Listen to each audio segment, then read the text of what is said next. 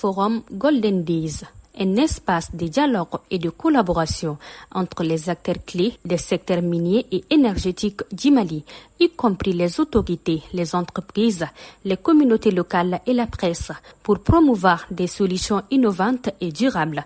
La cérémonie de clôture a été meublée par des remises de trophées et de certificats. Ce n'est pas une première, mais je dirais que c'est à l'habitude de Futurecom Planet de me donner des trophées, vu que depuis des années, nous travaillons ensemble et ce sont des grands frères qui ont toujours pris l'exemple sur moi. Ce sont des frères qui m'ont apporté soutien, qui n'ont pas manqué vraiment à me donner une visibilité dans le secteur minier. Donc aujourd'hui, m'appeler, me donner un trophée, je ne dirais pas que c'est à moi qu'ils l'ont donné. Ils l'ont donné d'abord à mon entreprise en premier. Je remercie d'abord mes collaborateurs pour cela. Et en deuxième, ce trophée a été donné à la jeunesse malienne. C'est pour nous dire que seul le travail paye, que lorsque nous travaillons, lorsque nous avons la volonté, nous pouvons arriver, nous pouvons atteindre nos objectifs. Et recevoir un prix de ces grands frères en guise de reconnaissance ne fait que m'épater. Et cela m'encourage à travailler plus afin de donner l'opportunité à d'autres jeunes dames d'embrasser le métier et de venir me rejoindre dans le milieu. Vraiment, je remercie Futurecom Planet d'avoir organisé ces Golden Days. Les Golden Days à l'occasion desquels nous avons beaucoup appris sur le secteur minier, sur les énergies, et sur l'entrepreneuriat, sur la jeunesse et sur la mentalité diverse que nous avons au Mali. Vraiment, je suis très contente et satisfaite de la tournure des choses. Merci beaucoup à Futurecom Planet. Mon entreprise CV Civil Structural, c'est une entreprise sous-traitante minière. Nous travaillons dans les mines d'or, nous sommes à la maintenance, à la production et dans tous les départements, comme je viens de le dire. Nous nous occupons de tout ce qui est génie civil, le BTP, la construction métallique, la maintenance, la réparation et la fabrication métallique également. Un sentiment de satisfaction vraiment et de reconnaissance envers toutes les personnes qui se sont mobilisées. Ce sont des gens qui ont des agendas très très compliqués, complexes, surtout avec le contexte actuel. Les partenaires, les participants, les panélistes, modérateurs, tout le monde... j'ai pas les mots pour les remercier et montrer notre gratitude. Donc c'est ce sentiment-là qui m'anime aujourd'hui et celui du devoir accompli.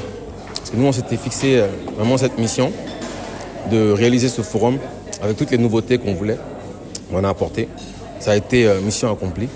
D'accord ? Que ça se tienne et qu'on puisse, dans les secteurs miniers et énergétiques, créer ce cadre, cette plateforme qui va réunir les acteurs sur 2 jours. On est très content à ce niveau-là, mobilisation extraordinaire.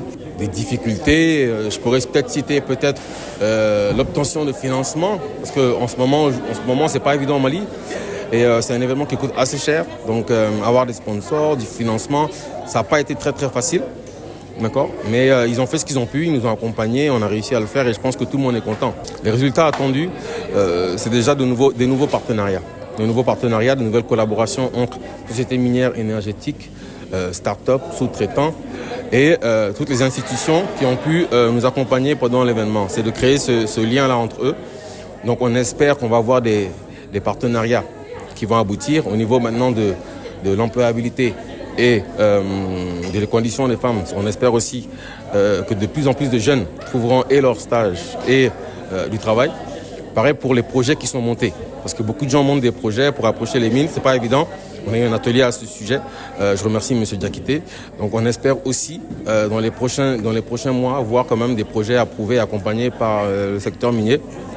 Et tout simplement de voir que les gens comprennent que l'événementiel, c'est pas seulement du divertissement. Nous, le résultat principal, c'est vraiment de montrer que ceux qui sont dans ce domaine de la communication et de l'événementiel, le but c'est de créer des projets impactants.